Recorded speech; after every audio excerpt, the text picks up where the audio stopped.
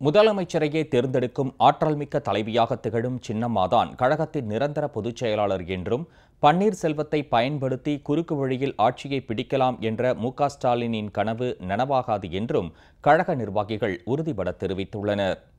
கழக துணை பொதுச் செயலாளர் திரு டிடிவி தினகரன் கைது செய்யப்பட்டதை கண்டித்து ராமநாதபுரம் மாவட்டம் திருவாடானை அண்ணா திடலில் மாபெரும் பொதுக்கூட்டம் நடைபெற்றது.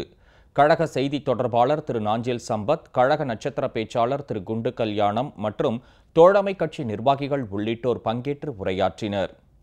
முதலமைச்சரையே தேர்ந்தெடுக்கும் ஆற்றல்மிக்க சின்னம்மாவே கழகத்தின் நிரந்தர பொதுச் செயலாளர் என்றும், இரட்டை இலை சின்னத்தை மீட்டெடுப்பது உறுதி என்றும் அவர்கள் திட்டவட்டமாக தெரிவித்தனர். அம்மாவுக்கு வானமாகவும் சிறகாகவும் இருந்து அவரை பாதுகாத்து தந்ததிலே சின்னம்மா அவர்களுக்கு பெரும் பங்குண்டு.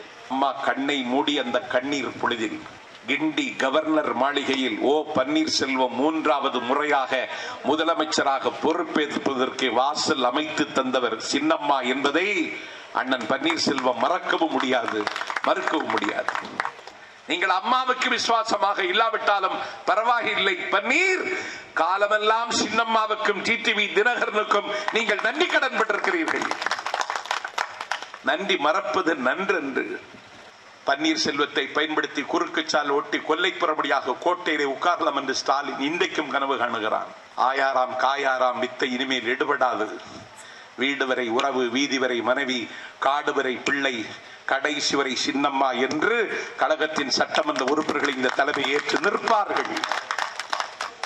இன்னைக்கு உண்மையான அனைத்து இந்திய அண்ணா திராவிட முன்னேற்ற கழகம் இந்த இயக்கத்தினுடைய நிரந்தர பொதுச் செயலாளராக மாண்புமிகு சின்னம்மா அவர்கள் தான் என்று இந்த நாட்டு மக்கள் ஏற்றுக்கொண்டிருக்கிறார்கள்.